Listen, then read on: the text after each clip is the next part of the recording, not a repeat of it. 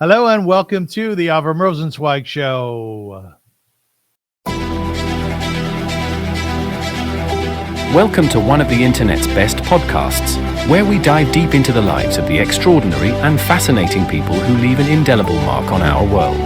Join us as we explore their captivating stories, remarkable achievements, and unique perspectives that shape history and inspire generations.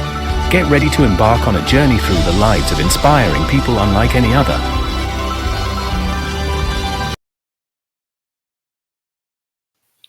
Hello and welcome to the Avrum Rosensweig Show. My name is Avrum Rosensweig, and I am with my very dear friend, Rabbi Gemara, and we are here to do Parsha and Prose, which is a wonderful, wonderful show that we do on a weekly basis, learning and studying and teaching the Parsha Shvua through the lens of classic literature. Rabbi Gemara, how are you today?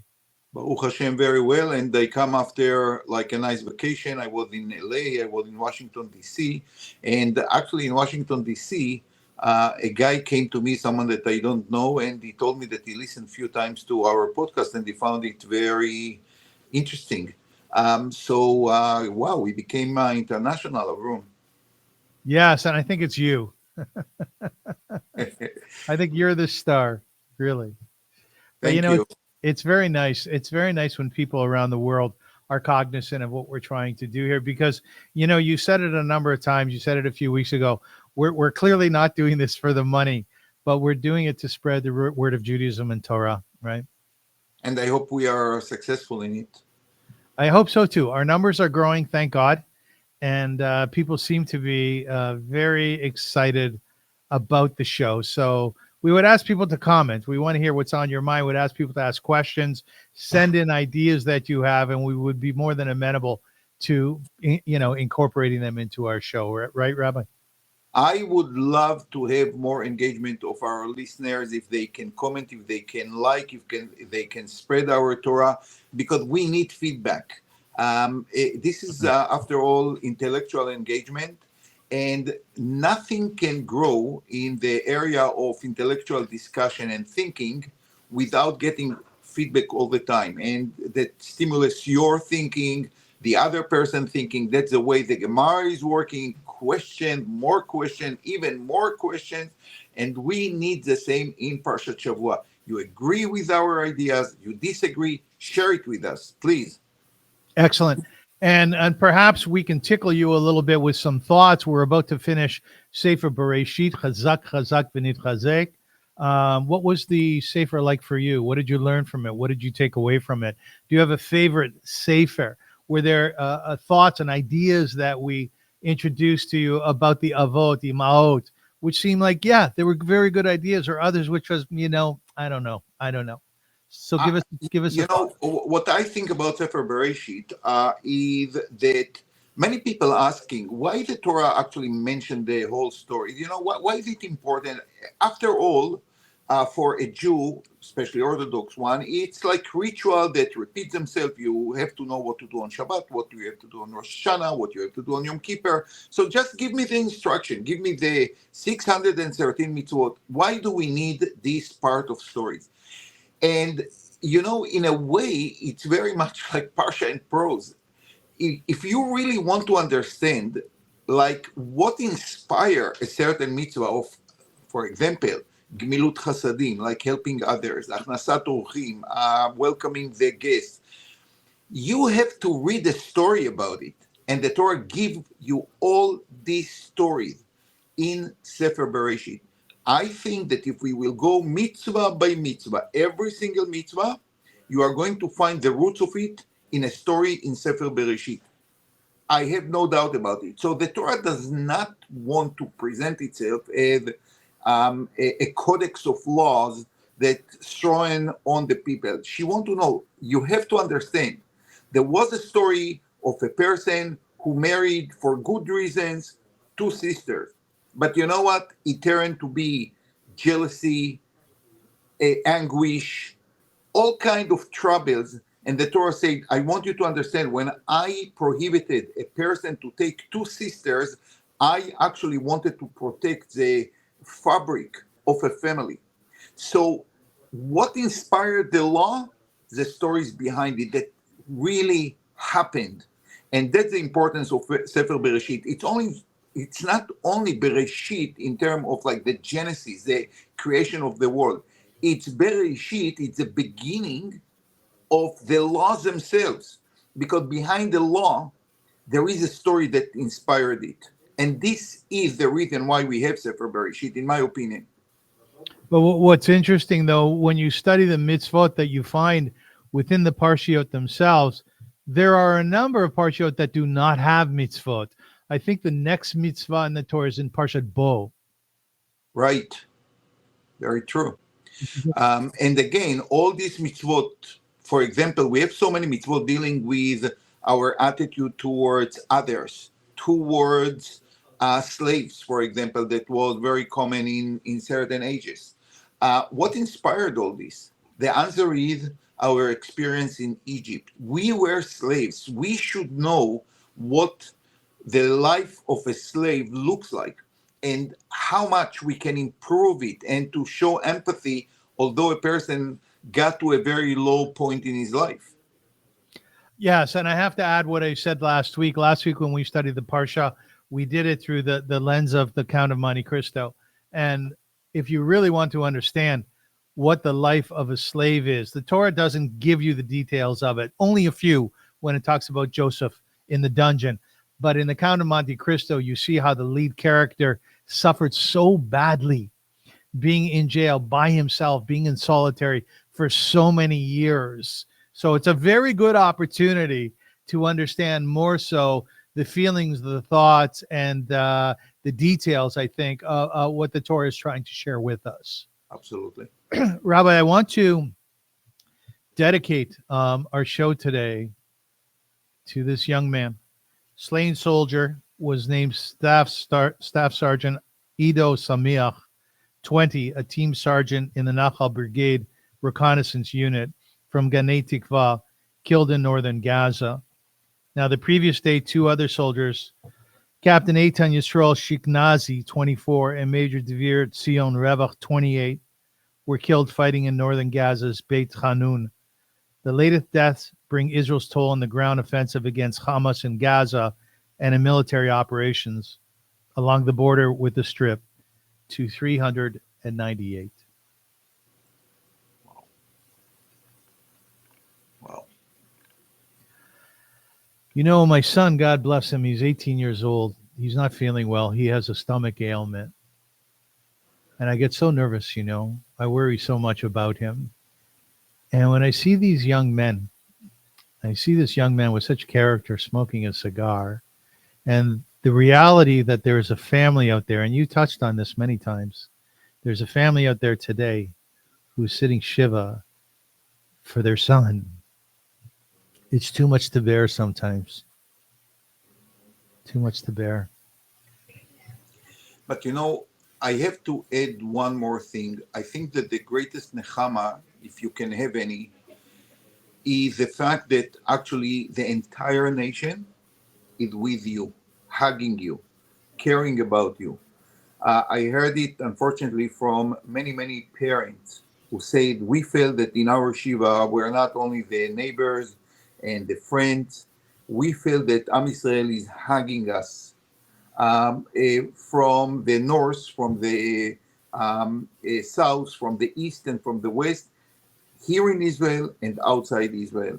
And that's maybe why Am Yisrael Chai. We still learn how to continue our life despite the enormous pain with the falling of any soldier. I totally agree with you, but you know, at the end of the day, when the lights go out, Right. and the shloshim is finished and people aren't sending meals over anymore, you're by yourself in your grief. Absolutely. And the grief, from what I understand, we should never know anybody. It's very, very, very strong and very painful what these parents go through. And I have to add to that here, living in the diaspora, you know, we've had many, many good years, and God willing, we should have more. Some people feel like the diaspora is coming to an end. I don't feel that. But I do know that when we talk about this young man, Staff Sergeant Ido Samiach. We're talking about a person who fought for us. It's literally like you're locked in your house and there's people outside fighting the enemy. They're doing it for you. Why? Because you're too old. Why? Because you don't live in a particular place.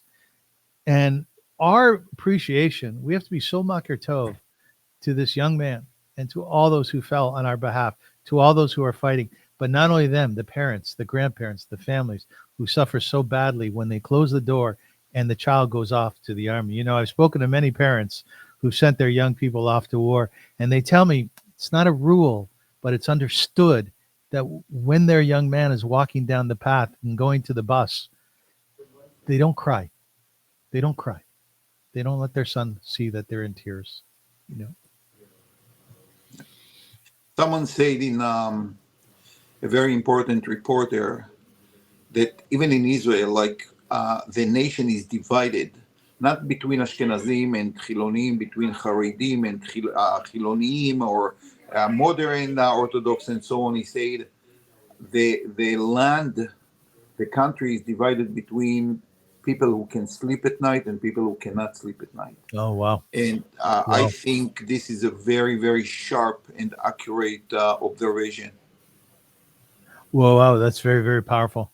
Very powerful. Now, Rabbi, you just came back from Los Angeles, and there are reports as of today, and it's January the 8th, that there are terrible fires that are happening there. Is everybody okay in your family? Baruch Hashem. Yeah. Baruch Hashem. Everyone is good. Most of our thoughts are with our family in Israel, and we just hope that everyone is doing fine. We have many people who, in our family, that are in the army, and that's the main concern. Tell me something. Do you and your wife ever stop worrying? As a parent, I don't think it ever happened. Yeah. Someone say that you can never be happier than the least happiest of your kids, and this is also true about concerns and worrying about one of your kids. And since always one of them have some issue, something to deal with, the parents always behind the child, and they also worry and not sure and pray and hope for the better. Rabbi, one of the things that we've talked about over the last few weeks as well is sponsorship for Parsha and Prose. I'm just going to put a poster up here, which I want you to know, you'll be happy to hear this, that I'm actually speaking to a designer who's going to create a beautiful flyer around this.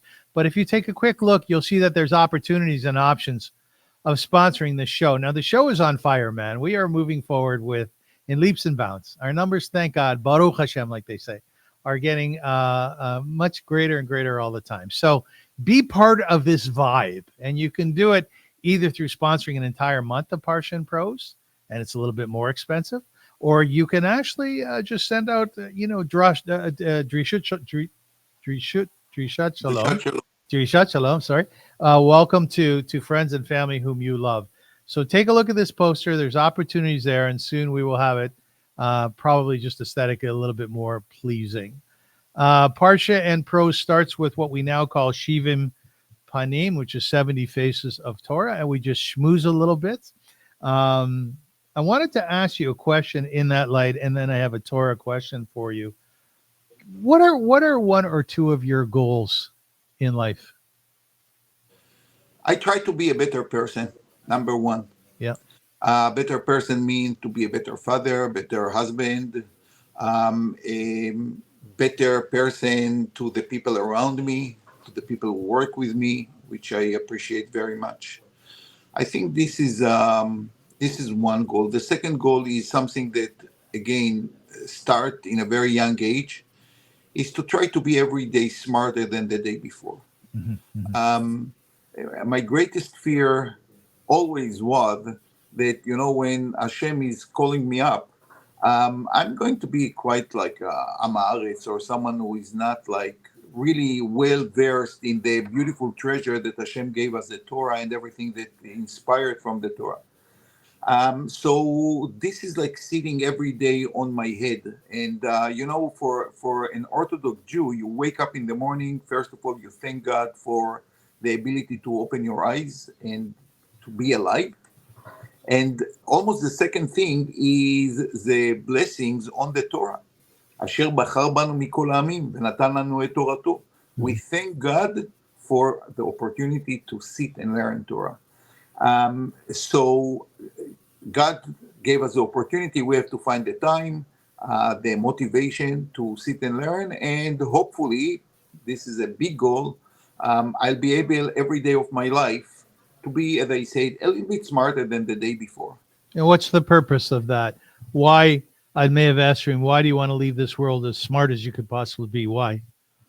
It's not only smarter, but I do feel that we got a gift, that is like ticking all the time, like it's going every moment that goes, we closer to the end. But it shouldn't be depressing at all. We discussed this idea when we learned about Ivan Illich in one of our first podcasts. It actually should be just a motivator to be a person. Like Hashem gave us this ability. We try to fulfill the kind of promise that we gave Hashem when He created us. He gave us this ability. There is an unwritten contract that we will try to make the most of the gift He gave us.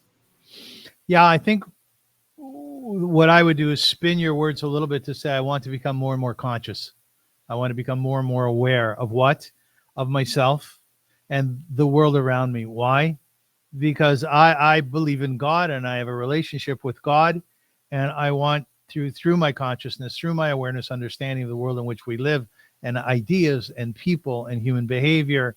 To me, if I know more of what's going on, then I can honor God more so. That's how I see that. Beautiful. Rabbi, you talked about brachot in the morning, waking up, or rolling out of bed. I do love I'm not Orthodox myself, but I love the idea of waking up in the morning. The first thing you do upon opening your eyes is saying a bracha or going through a ritual like Negelwasser, as we call it.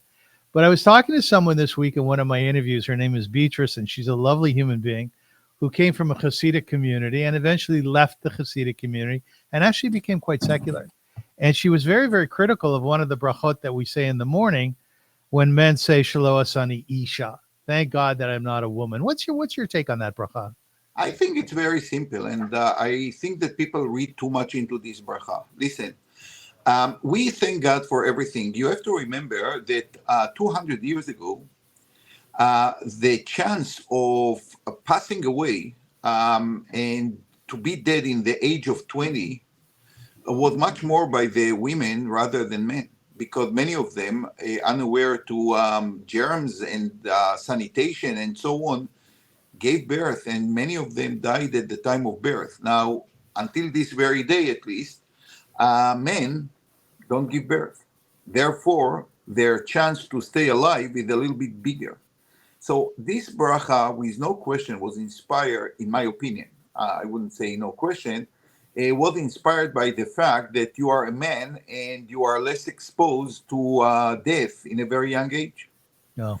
This is number one. The more common explanation is that we thank God for having more mitzvot than women, because a woman does not have to put tefillin or to have a tzitzit on her or something like this.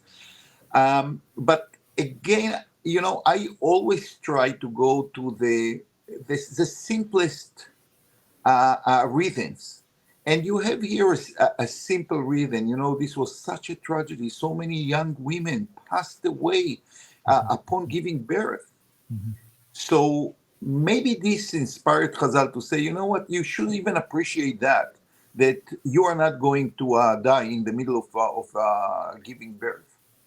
And when the women I'm sure that some people would like it more, some people would like it less. It's a good question. I wouldn't stop being Orthodox because of this question. Maybe because I'm not a woman. Who knows? What would make you stop being Orthodox? Not this kind of bracha. One thing that I struggle all the time is to think about my grandparents entering the gas chambers of Auschwitz. This is something that, should raise questions, should you should struggle with. If Avram struggled about Anshe Sdom, I think I have the right to struggle about my grandparents, who were really like wonderful people, modest, trying to be an asset to the world, and I struggle with it. I struggle with it. It must scare you, the idea that you have the ability to stop being Orthodox. That must be a scary thought to you. No, I don't think it's going to happen. Although Chachamim said, Al ta'amin be'atzmecha ad yom motcha, never believe in yourself until you die. And they bring even example of Yochanan Kohen Gadol, who was a person who was righteous all his life, and at the age of 80, he turned around. You think about a person, one of the giants of Torah, Elisha ben Avuya, Acher, yes. Acher, that was a teacher of Rabbi Akiva, was a teacher of Rabbi Meir, was a well-respected scholar. And upon seeing what happened at the time of the Romans in the first century, he could not continue with his systems he believed in. So no one is immune from changing her or his mind about understanding the world. And God gave us free will. So no one should say, I'm immune for something like this. Hashem should not put us in any nisayon, in any test to prove our beliefs. But I would say one thing that I learned over time is how to deal with questions. And I would say one important thing, questions are there and will always be. I always tell my students, you think that the difference between a student and the rabbi is that you have a question and the rabbi have the answer. Let me tell you, the difference is very different. You have questions and I have greater questions. That's the whole difference. It's not that I know the answers. If I know the answer, I will have a greater question. And there is a very famous story about Jews in one of the camps that the Nazis had. And they started to, fight about theology, like how Hashem is doing it. Where is Hashem in all this and so on? And after 20 minutes, one of them said, oh, guys, it's too late. We have to daven mincha. So, we can have many, many questions. At the end of the day, we try to maintain our religious side. And we will have questions. And we will call Hashem and we will have questions. But that's the way, I guess, Jews from, as I said, the first Jew, Avram Avinu, who had many questions, השופט כל הארץ לא יעשה משפט, the judge of all the universe, is not going to judge properly the people of Sodom. Well, I think he taught us a very important lesson, that we will have questions and we will have to struggle with them, not always knowing the answer. If somebody wants to read a great novel about Elisha ben Avuya, it's called As a Driven Leaf. It's an outstanding book that my father, God bless his soul, right? He used to give. Did he like it? Yeah, I think it was written by a conservative rabbi, and he had a very Steinberg. Steinberg. Very, very powerful book. Very powerful book. By the way, and we're going to dive into Parsha Prose in 1 second here. The most difficult thing about me becoming irreligious when I was 21, 22 years old was the loneliness that came along with it. And that was the underpinnings of my question to you, which is, it must be scary to understand that you have the choice to be from or not from. I realized I had the choice and I chose not to. But I have to tell you something. I felt as though I was outside of the camp, and being chutz lemachaneh is a very, very lonely and scary place to be. That was the point I was making. I completely agree. And this is because being a Jew is not only to keep the ritual, it's being part of a community. Yeah, very much so. And losing your original community must be a terrible, difficult, scaring experience. I completely can understand it. Have you ever felt chutz lamachane?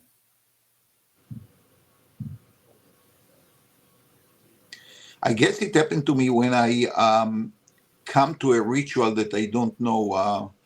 It happened to me once that I came to a reform a ritual, and I simply felt like I don't understand what's going on here.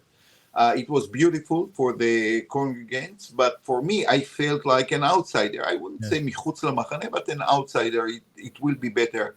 And since then, I know exactly how a person who barely hold the siddur in her or his hands come to shul and has to follow quickly the pages, and people are standing up and sitting down, and they look around and they don't know what's flying. And I always like go and I try to explain a little bit like what she or he can expect to happen in the next few minutes.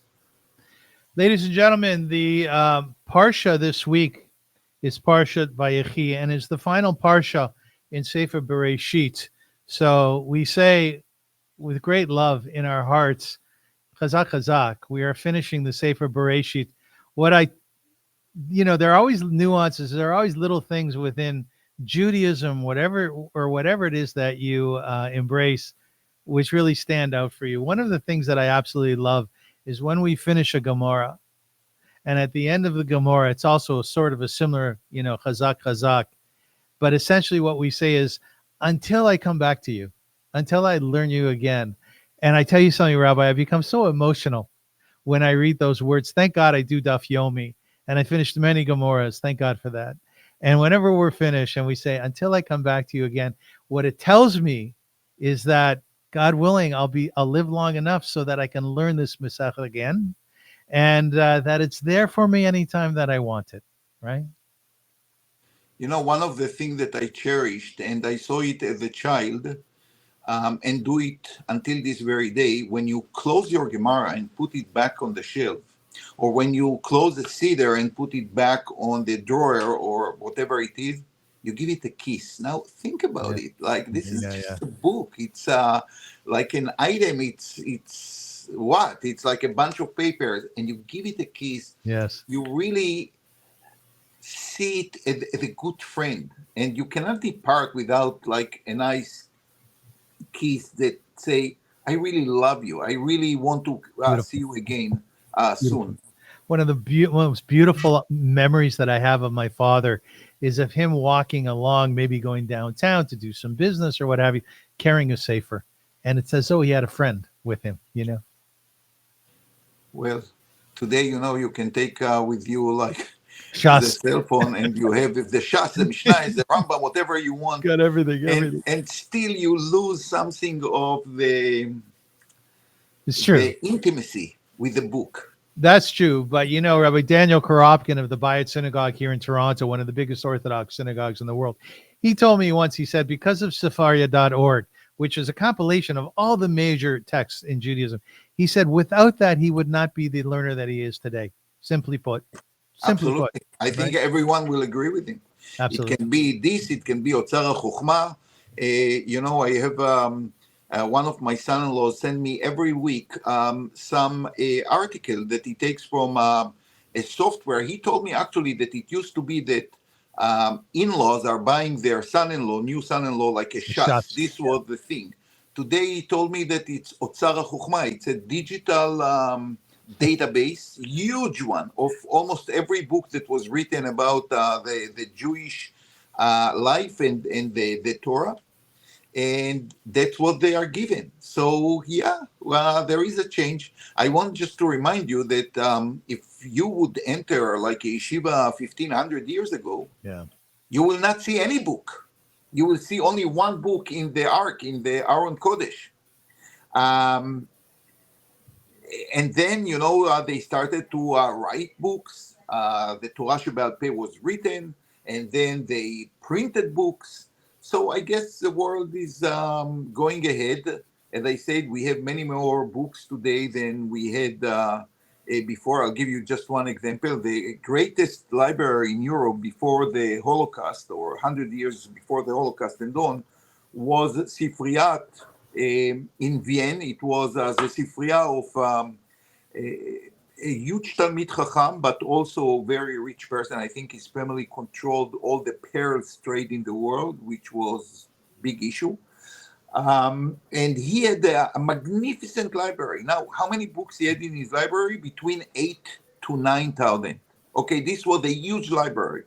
You go today to the internet, you have HebrewBooks.org, which I think is sponsored by one of our important friends here in Toronto, who contributed. So it's, I think, Reisman from LA, and can't remember the name of the person here. It will come in few seconds.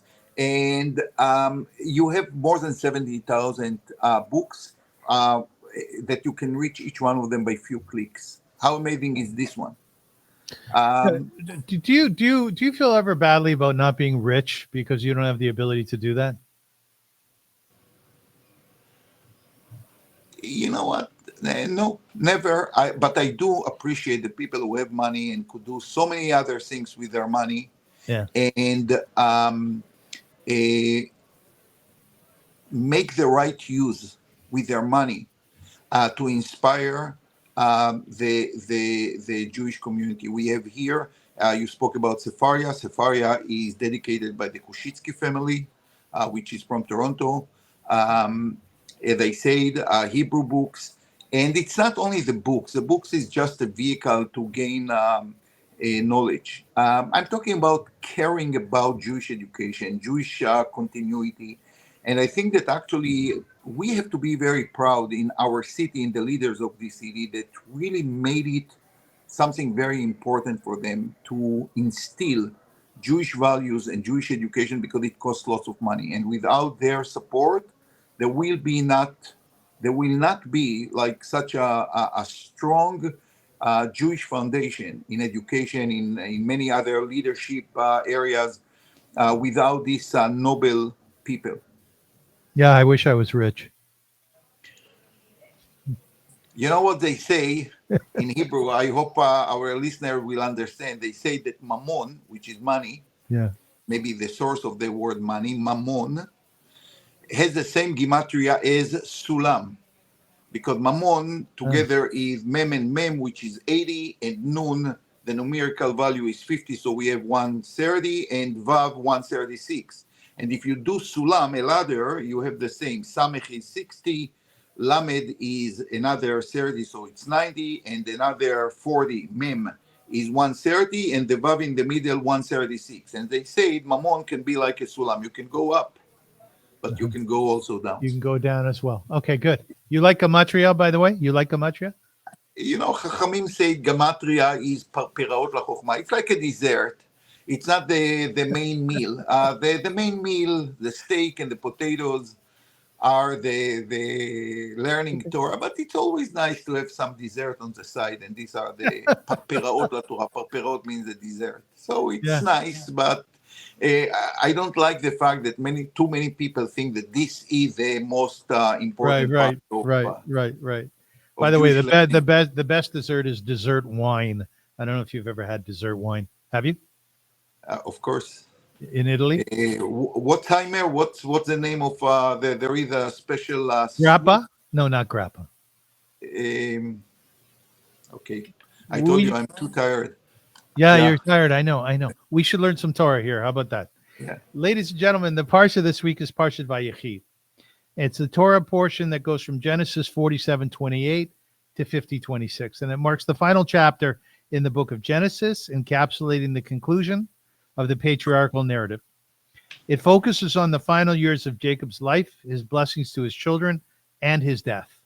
The name Vayechi meaning, and he lived, reflecting the lasting impact of Jacob's legacy as he blesses each and every one of his sons and their tribes, preparing them for the future. The portion also sees the death of Joseph right at the end, the last of the 12 brothers, and the promise to return his bones to the land of Israel, a powerful symbol of the enduring connection between the Bnei Israel and their ancestral homeland. Themes of forgiveness and faith, blessing, family, reconciliation, and divine promise permeate the narrative, offering timeless lessons on faith, legacy, and the unfolding of God's plan for the people of Israel. Now, the book that we are studying today to understand the Parsha better is called Cry the Beloved Country. It's by Alan Paton. We dive into this powerful book. It's a poignant novel, and it's against the backdrop of apartheid-era South Africa.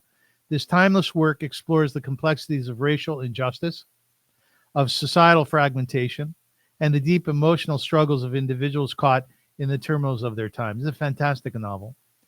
Through the journey of Stephen Kumalo, a Zulu pastor searching for his son, and the tragic story of the land and the people of South Africa, Paton invites us to reflect on hope, redemption, and the possibility of healing in a very divided world. In this episode, we will explore the novel's central theme, the characters that bring its powerful message to life, and the enduring relevance of its lesson in today's world. So stay tuned as we explore the profound impact of Cry the Beloved Country. A question I ask every week, Rabbi, why these two? A few reasons. Number one, indeed, as you said, the book was published in the eve of establishing the apartheid regime in South Africa, and which reminded me the preparation for a change of mood that you have at the end of Parshat Vayechi towards Sefer Bereshit. It's on the eve of changing the status of distinguished people to become a nation of slaves. This is number one. But more than that, what touched me many years ago, and my parents actually had, there was a beautiful library that called Sifriyat Am Oved in Israel that brought like the classics to the masses. And I remember the cover of the book, so sometimes you think it's only the book, but I was intrigued to read the book because there was a very powerful artistic work on the cover of the book, like a person, and you could see the suffering, the struggle, and that's why I started to read the book, which really caught me. Like it was like, whoa, I never knew about this world. I never knew anything. And this was in quite a young age. And I always thought about the relationship of a father with children that went to other ways. His son, Absalom, the anger on one hand, the reconciliation throughout the story. And I always thought about Yaakov that leave his land, going to a different one, like the priest in our story, finding a different culture, thing that he did not expect, like his sister Gertrude and so on. And I always, until this very day, I try to understand how Jacob lived with the fact that his children cheated him, caused him such a grief.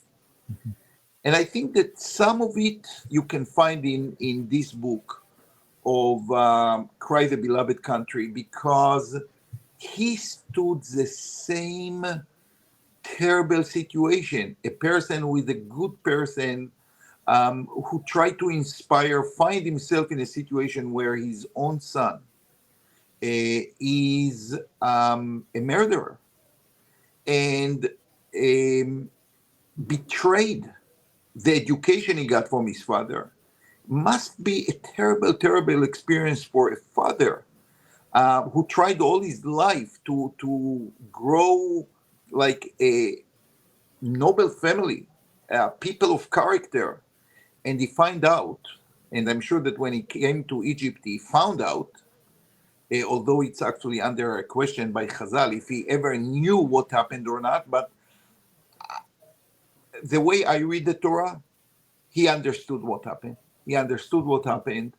And the question that always I ask myself is how Jacob lived with this fact that he was betrayed by his children. And the most important thing is that he eventually gave them the blessings. That means that a father always be a father, no matter what. Mm-hmm. Exactly like after, even at the day of the execution, the entire story is about like coming in terms with your own failure, but you stay a father nevertheless. If you do things right as a father, will your children end up good? I don't think that we have guarantee to it. There are so many things in our life that can take a person very far away. Mhm. You hope, you do everything you can that your children are going to be well educated and grow as people of integrity, of character, but you cannot guarantee it. We saw over the years many people, many great people that had awful children. We have the story about Chizkiyahu, the king Chizkiah, and the son Menashe, who was a terrible person, right? So you have people that the parents sometimes did the best and the children were not successful. By the way, if you think about the name of the son in Crimea, the beloved country, the name is Absalom. Now, do Absolutely. you think that he gave this name with no reason? Mhm. Who was Absalom? He was the beloved son of King David, Mhm. and he betrayed him. He tried to kill him. And when he died tragically, what David did, he did not say, Baruch Hashem, I'm saved. He was crying, Bni, Bni, Bni Avshalom. 8 times he cried for the death of his beloved son. Although he had to leave Jerusalem, he ran away for his own life because Absalom could kill him. And nevertheless, a father is a father, as I say. And I think this name of Absalom to his son is not a coincidence. He chose it very carefully. That's beautiful what you just said.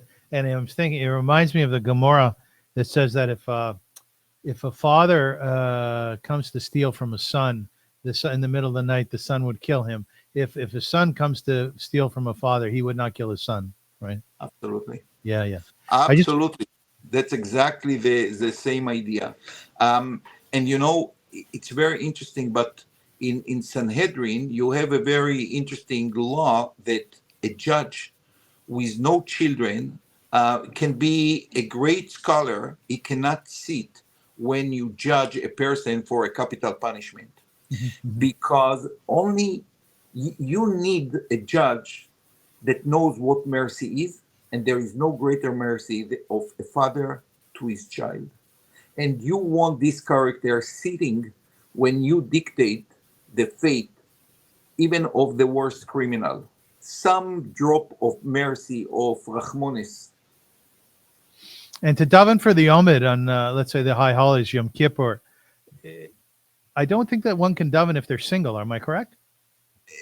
There is it's preferable not. Of Preferable course, not. if you don't have a good one, then everything is good. But again, I think, many of the laws that restrict certain situations are actually a warning signal to the person who does go before the Amud. Okay, you have children, but you know why it's important? Because we want you to apply your mercy to your children and the kavana for your children on the entire congregation. So it's not so much about restricting the person with no children. It's tamrur azara. It's like a signal to every chazen. Have the right kavana in your mind. Have the right feeling in your heart. I just want to give a quick synopsis of the book. We're speaking of Cry the Beloved Country. As I said before, it's set in apartheid South Africa. Stephen Kumalo's, it's all about Stephen Kumalo's journey. He was called to Johannesburg to find his sister, son, and other family members who have been lost or led astray in the urban setting.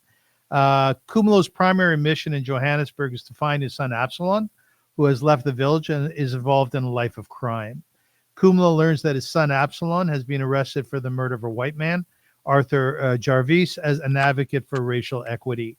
Arthur Jarvis' father, James, is a wealthy white landowner who lives in Kumulo's village. After his son's death, he becomes involved in struggles of South Africa, eventually reaching out to the Black community in a spirit of reconciliation.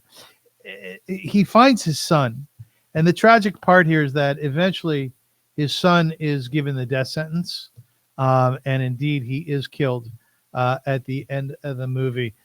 I feel very, very emotional lately about being a father, about my relationship to my son, because much of it is that he's not feeling well. Like I said, he has some stomach challenges. Thank God he's okay. We live in good times. But it makes me very, very emotional to read these stories. And what you just said about Jacob having that feeling of his sons betrayed him, it really hits me at the core as to what he must have felt when he was leaving this world. Rabbi, what is the role of leadership in both Parshat Vayechi and Cry the Beloved Country, and how do different characters in each text embody leadership qualities? Mm-hmm. First of all, I want to say one comment because few people ask me if we prepare the question before, and I want to be 100% honest with everyone. Avrum tackled me with a question. I have to find a response to it very, very quickly. And we are not going to change it. You know, it seems like, okay, prepare yourself for the interview, but we don't.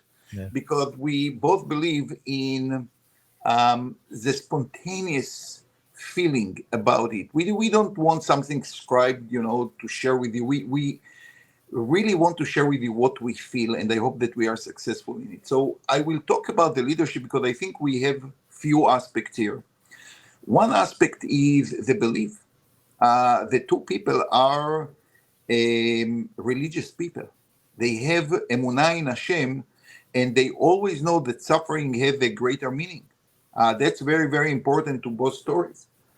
And I think that this is a common theme to both stories. How a religious person deal with frustration, anger, betrayal, and for sure, when you believe that everything is dictated from above and given to you as an opportunity to grow, your reaction is very different than just the anger of, wow, why my life are so messy? Why my life are so having troubles on every step of the way? So this is very, very important. This is common to the two stories. The difference is, again, and we touched upon it many, many times, is the difference between the Jewish thought and the Christian thought. The book is very Christian in many, many ways. His religious connotation, as I said, even the names are telling you something about some parallels to the Bible. You can find in the child some motives of Peter, who denied Jesus and then accepted him. It's a very Christian one. And what is a Christian one? That suffering has meaning. Now, the Jewish thought is different. Of course, suffering has a meaning. But there is a great hope at the end. The suffering has a meaning because it's going to make the future much better one. And this is a theme that going from the moment Joseph is taken to Egypt until the end of the Bereshit, and will be a prevailing theme when we are going to touch upon the points of Sefer Shmot. And that's the beauty of the blessing. What blessings are? They tells you one thing, whatever is the situation, whatever was the past, I bless you that you are going to use your potential, your great personality in the future for the better. This is the meaning, and that's so beautiful about Parashat Vayechi. Think about Vayechi. What is Vayechi? It means he lived. Actually, the main story is about the death of Jacob and Joseph and the entire generation later. but you give it a name which is very ironic. The name of the Parsha is Parshat Vayechi, like he lived. But you tell the story of death. And there is a reason for it. Because death, for us, we are not waiting for people to come from their grave after 3 days. But we do believe that our children are capable of continue everything that we gave them as long as they use and understand and committed to their own potential. And that's the beauty of Vayechi. He lived even after death. As Chachamim framed it, Yaakov Avinu lo met. Our father Jacob never died because we are the continuation of the life of Jacob. Lovely thought. Lovely thought. How do Jacob's final blessings to his sons in Parshat Vayechi reflect his understanding of familial responsibility? And how does this compare to Stephen Kumalo's relationship with his son in Cry the Beloved Country? This is a complex question because we have first to understand what are the brachot. The brachot are written in a very poetic way, and even our sages sometimes explain it in different ways. Yaakov never denied the sins and the wrongdoing of his children. I'll give simple example. When he blessed Reuben, he talks about the fact that at a certain point he messed up with the wives of Jacob, by turning the beds and so on, this story. When he talks about Shimon and Levi, he actually rebuked them on the eve of his death, telling them that they did something very wrong by killing the people of Shechem without taking any advice from him. To the point that he said, Achalkem beYaakov, afitzem beYisrael. He tells them the best thing to you as brothers is not to be together. Yes. Can you imagine something like this? A father, it's amazing. before he passed away, he rebuked his children. And why? Because he has great expectations of them. If he would say, okay, there is no chance, or he would just accept the situation as it is, he would not say a word. I think the blessing and the rebukes are telling us something that is not heavily emphasized in Cry the Beloved Country. I trust you. I trust that you can change the past to something much greater than that. You are going to change it. And Yaakov was not mistaken. The fact that me and you are talking about it just proves his point. You can change the history. You can turn around the wheel. So they did a terrible mistake, but think about Shevet Levi. Shevet Levi became like the priests, became the teachers, became the people that with their devotion responsible to the existence of Am Yisrael. So what Yaakov did is something amazing. He realized that Levi, for example, was a very zealous person. Now, at the situation of Shechem, this was the wrong thing to do, according to Jacob.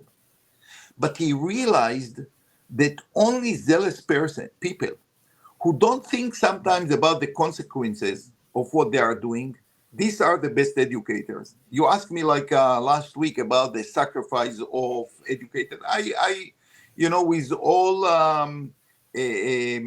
honesty, what really is a sacrifice today? When you, Baruch Hashem, get paid and you have a few months a year like at home.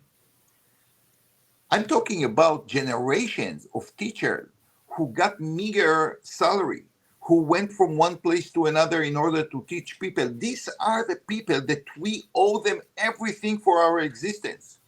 And who can do it? Only a person who is driven, who sees the goal of teaching Torah to the next generation. And who are they? These were the Levim and the Kohanim. The Levim of the Kohanim, their father was rebuked, but Yaakov knew there is something there that I need to the existence of Am Yisrael. And Am Yisrael Chai means I need this sacrifice, need this Mesirut Nefesh of teachers in order to continue Torah in next generations. And that's exactly what the blessing he gave them. So Achalkem beYaakov, afitzem beYisrael means I don't want you together. I want you to spread this ability, this zealousness, this devotion all over the nation. And they did. And they did. You come to the bracha of Yehuda, Miteref bni alita. According to most of the Mefarshim, it means you saved Joseph, which also acknowledged the fact that he could bring him back home, and he didn't do that. But at the end of the day, he saved Joseph. So Yaakov is not shy from telling Yehuda that this was an awful act. But at the same time, he understood that it came maybe from a wrong judgment. But Judah, when he stood up to save Binyamin, shows such a capability of being a leader that the bracha turns right away from the failure of Judah to become a king. Lo yasur shevet mi Yehuda umechokek mi ben reglav. He's going to be the person who is going to judge and rule the rest of the shvatim. So the bracha is, we will leave the past, we will learn from our mistakes, we will take our potential and we'll apply it to a greater future, which is missing, I believe, in the story of Cry, the beloved country. Although when he comes back home, he somehow revived the farm and the people there with the father that his son was murdered by his own son. But it's like stop there. The Torah is a story that never stops until this very moment. You know, you talked about the poetry of the blessings. I just want to take a moment to read the blessing for Joseph in English. A charming son is Joseph, a charming son to the eye. Each of the daughters climb heights to gaze. They embittered him and became antagonists. The arrow-tongued men hated him, but his bow was firmly in place and his arms were gilded from the hands of the mighty power of Jacob. From there, he shepherded the stones of Israel. That was from the God of your father, and he will help you. And with Shaddai, he will bless you with blessings of heaven from above, blessings of the deep crouching below, blessings of the bosom and the womb. The blessing of your father surpassed the blessings of my parents to the endless bounds of the world's hill. Let them be upon Joseph's head and upon the head of the exile from his brothers. These are beautiful, beautiful poetic words. Beautiful words. And, you know, I think that Jacob saw Joseph. We should not forget that he gave the controlling, the ruling status he gave to Judah. And I think that in the eyes of Yaakov, our father, Joseph and Judah were supposed to be what Yitzchak thought are going to be Esav and Jacob. He saw that one is going to take care over the physical world, the army, economy, and Jacob is going to be the one who is educated, he's the learned, he's the spiritual one. This did not work. But I think that when we come to Am Yisrael, the vision of Yaakov was Joseph is going to be the person who is going to run the economy, as we saw with the shibolim, with the grains. He's the guy who is going to support the physical system of having a land, having a country, having a nation. And Judah is going to be the judges, the people who inspire the nation to be worshippers of God and so on. And actually, he was quite successful in it because, unfortunately, they had to split, and we have the kingdom of Judah and the kingdom of Israel that was led by the tribe of Joseph. But the vision was this vision. And we know from the Tanakh that one day in the redemption, the two trees of Judah and Joseph are going to be together. And each one will bring his own special potential and powers to create a very strong nation. In a way that maybe we see today, Medinat Israel is more, I would say, on the side of Joseph, like building a nation, being successful in so many areas, in an unbelievable way. But we need the inspiration. Without inspiration, many nations were very successful economically and failed. We need this combination of Judah on one hand and Joseph on the other one. Rabbi, how did the concepts of justice and punishment play out in Parshat Vayechi and in Cry the Beloved Country? Well, in Cry the Beloved Country, it's very simple. A person committed a murder and he paid for it. He pays for it. Shofech dam ha'adam, ba'adam damo yishafech. And with all the tries of Kumalo to save his son, it doesn't work. And his son accepted it, admitted his wrongdoing, and there is a sense of acceptance in a way. In the story of Bereshit, actually, you don't find the concept of punishment unless you see what is going to transpire in Parshat Shmot and Bo that we are in Vayera that we are going to discuss in coming weeks, as kind of punishment to the sin of selling Joseph. It's actually turned to be that the bad thing actually caused them to save the family and to fulfill the famous promise to Avram that his children are going to be in another country. And this is one of the ironies of the story, if you think a little bit about it. And it's very much similar to the book. Let's imagine that the brother would be successful in killing their brother, to kill Yosef. What will happen? They will be lost because in the times of the famine, they will not have any support.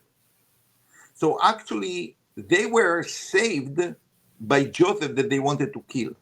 Now, the story talks about a very similar irony. The Absalom murdered the person who actually fought for the black people in South Africa. Yeah, that was the twist, yes. Right? That's the twist here, that actually sometimes you want to do something for yourself. You wanted to rob him for the last time because he needed the money and so on.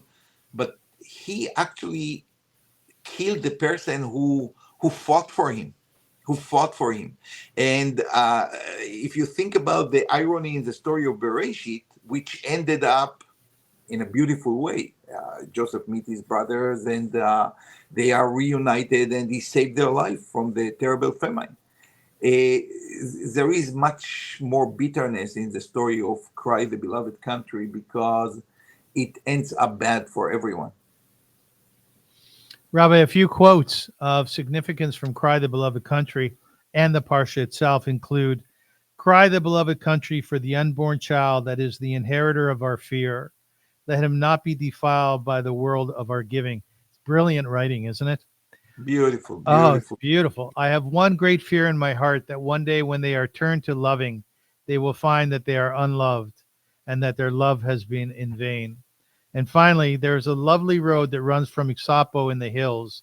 These hills are grass covered and rolling, and they are lovely beyond any singing of it." I understand why you choose the books that you choose. It's really superlative. This is a very powerful, because many people, listen, it became very popular because the apartheid and the issues of social justice that it raised.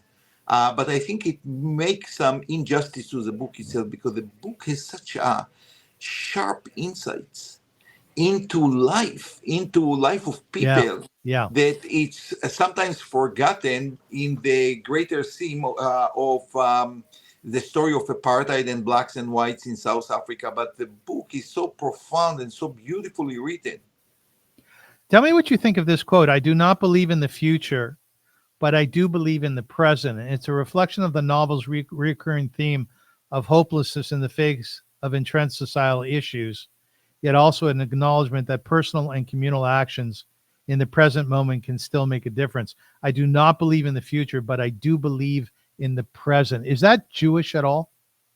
That's a great question, because when I read this sentence, I asked myself the same question. That's interesting. And I think that there is something Jewish here, and there is something which is un-Jewish. The un-Jewish thing is we are a nation that is waiting patiently for Messiah to come.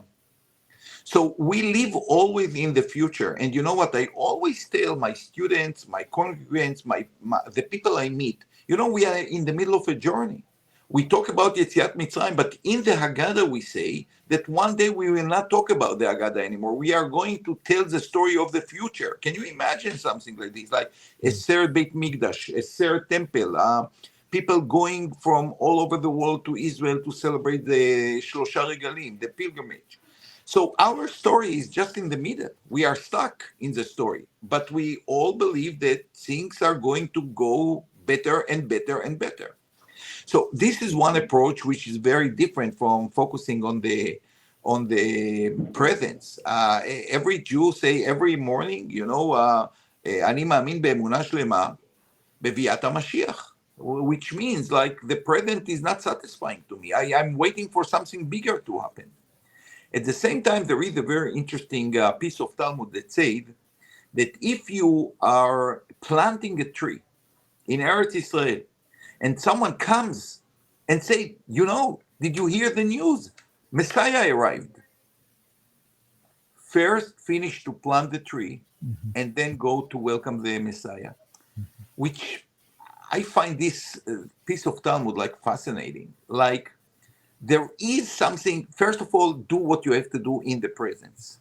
The messianic vision for the future should not replace what we have to do today.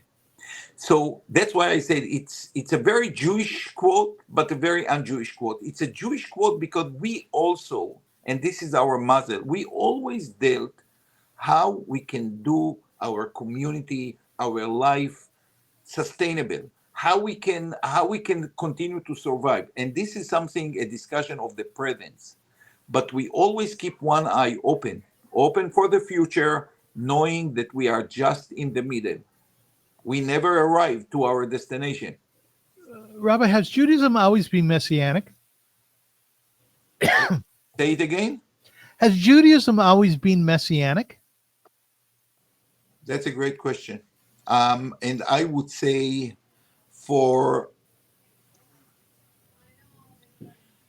listen, this requires a whole podcast about the belief in Messiah and the different, I would say, changes that this concept went through. Because when I talk about Messiah and when the Chabad guy talk about the Messiah, I'm not sure that we are talking about the same guy. And it might be true about many other Jews.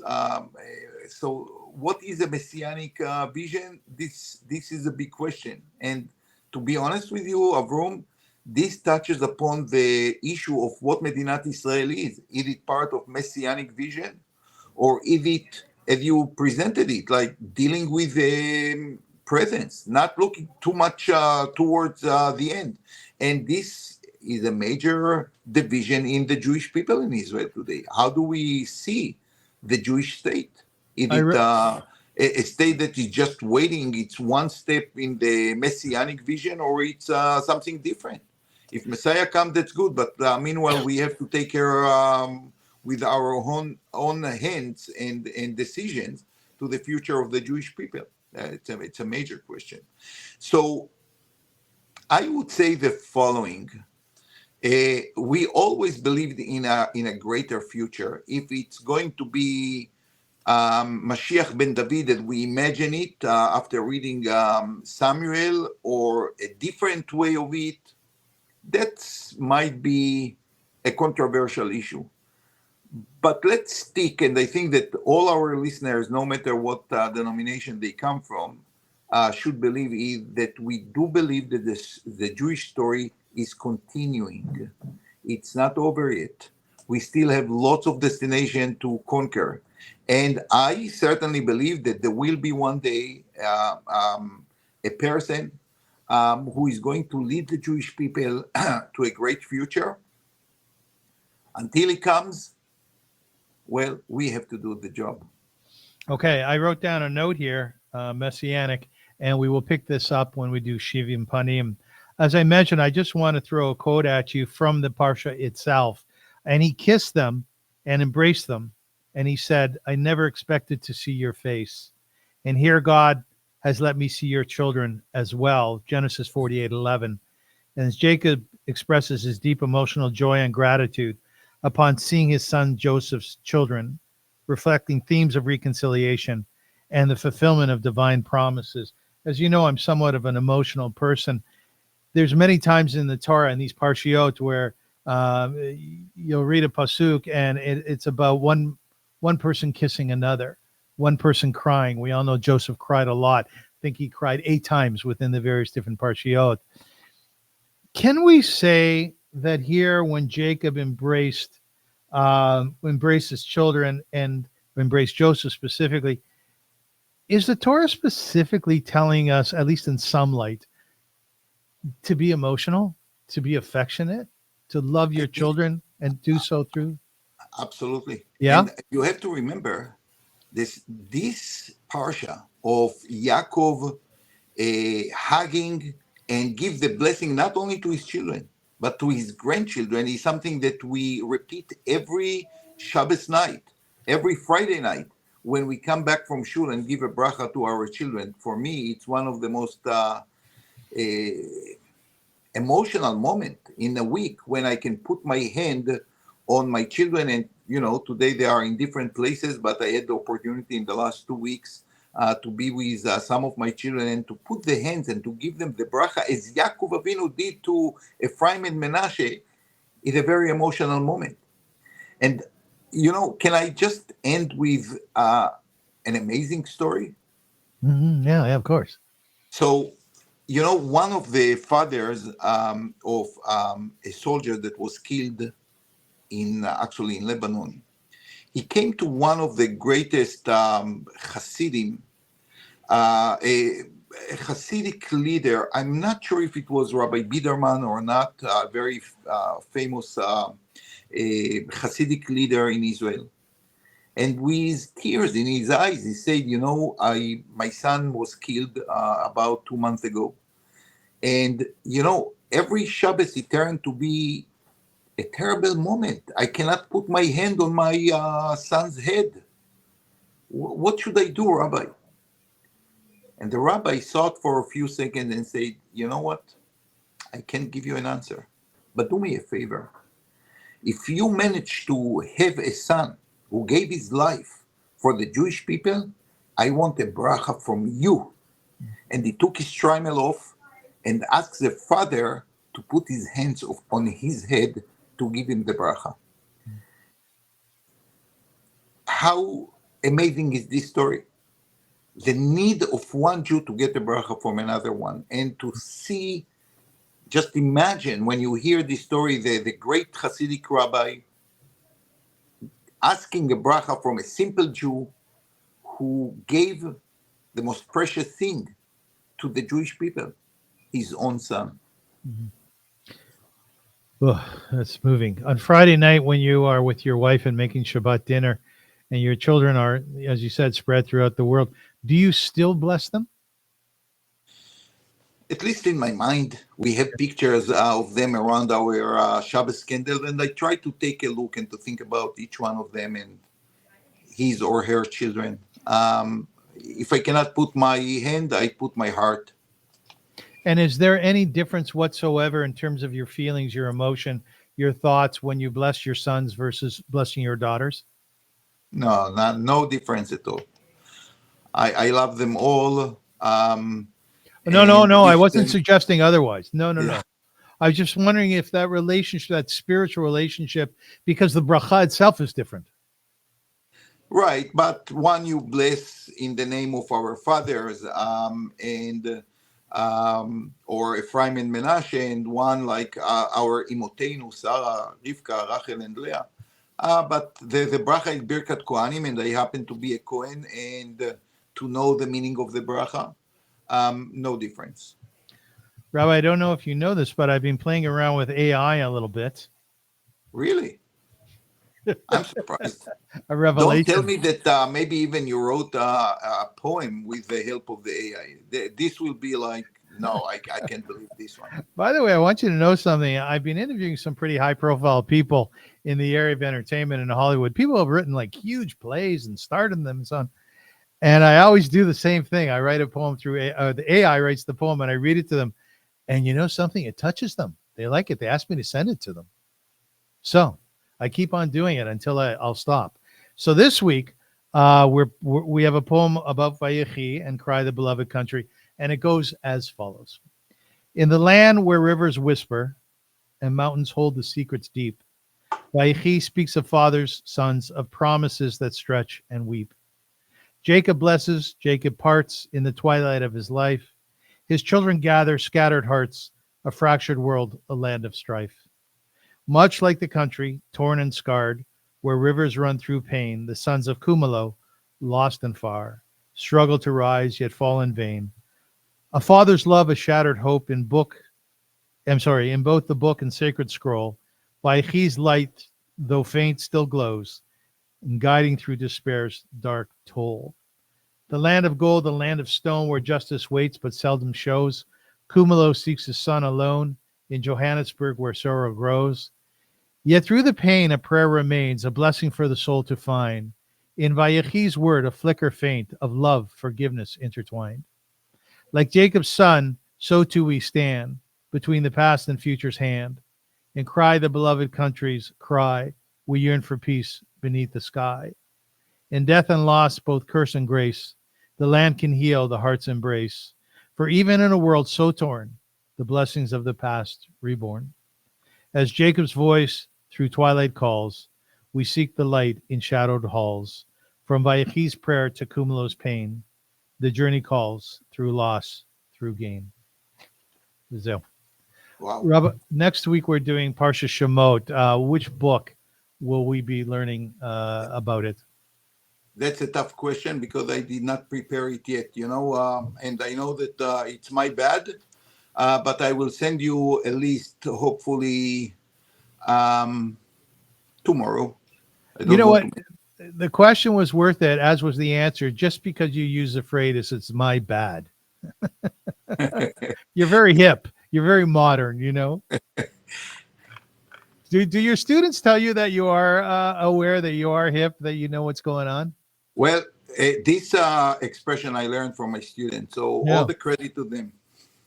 No. Great job. I want to thank everybody for joining us and for listening and for watching. And as the rabbi and I said at the top of the show, we would appreciate it very much to know what your feelings were about Sefer Bereshit, what we brought to you, the ideas about the avot, the imaot. Some, as the rabbi said before, some maybe you like them, and some there's that no, it doesn't really work for me. So please feel free to be in touch with us, and you can do so. You have our emails at the bottom of the screen, because we'd like very much to hear from you. And I think as this show evolves, God willing, I think there will be more interaction with our viewers and listeners, maybe even at some point taking calls during the show.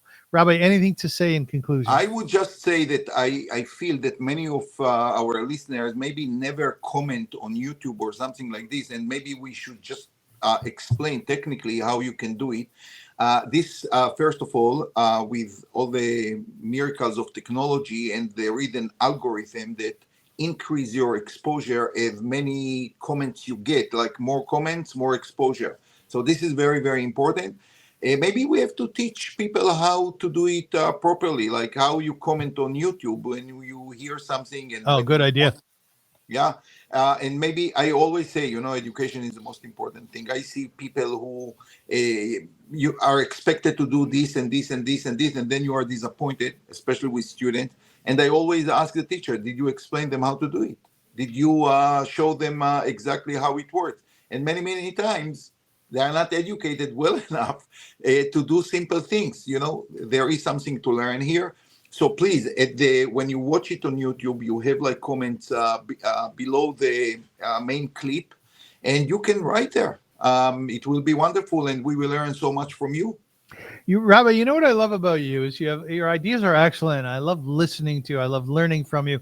But it seems to me that you also are very instructional in nature, because you're the one who has brought forward the whole idea of sponsorship, letting our listeners and viewers know about that. You seem to see the form, and you seem to have a sense of what some of the rules could be and should be. And the idea that you're pointing out to the listener and the viewer as to how to ask questions. I think that's great. So my question to you is, having that in your character, when you were a kid, did you play with Legos and building? No, not at all. You didn't. You know eh? what? This is something that I acquired along my career as a teacher. I am not such a organized person, but I did learn something very important, that the most important or the second most important thing in being a good teacher is that your students will always know what they are expected to do. And the greatest frustration of a teacher is when she or he thinks that, oh, this is obvious, I don't have to explain it. And it's not true. Many students need clear instruction, and it makes all the difference in the world. Very good. Rabbi, I want us to go out of the show with a moment of silence for Staff Sergeant Ido Samiach, who was in the Nachal Brigade Reconnaissance Unit from Ganei Tikva. Do you know where that is, Ganei Tikva? Ganei Tikva is not far away from Petach Tikva, a place where I grew up. And every time that I used to go from Petach Tikva to Givat Shmuel, for example, you go through Ganei Tikva. Yes, and not only that, I was a soldier in Chativat HaNachal, so it means something to me too. So I was in Gdud 50, which is a parachuting unit of the Nachal. But in the Lebanon War, I was actually in the very first Gdud of 932. That was the name. I believe that these soldiers, or 932 or 931, in Chativat HaNachal, and yeah, I feel like a pioneer in this term. I've been speaking to a number of people in the Givati Brigade. I'll be doing some interviews with them, God willing, in the future. Does it make a difference which brigade you're part of? There is a kind of pride, in the Nachal, in the Givati. All of them are good. Golani, Bechlal, it's like if you were in Golani, you feel in the seventh, like up high in the sky, which is very, very important. You want to have soldiers pride in their unit, and the soldiers are proud to be soldiers, are proud to serve their country, which is amazing. I'm Yisrael Chai, be proud to be a Jew. And I'm going to bring up this picture of Staff Sergeant Ido Samiach. We'll hold it for a few seconds and then we will exit the show. God bless their family, their parents, and the Jewish people.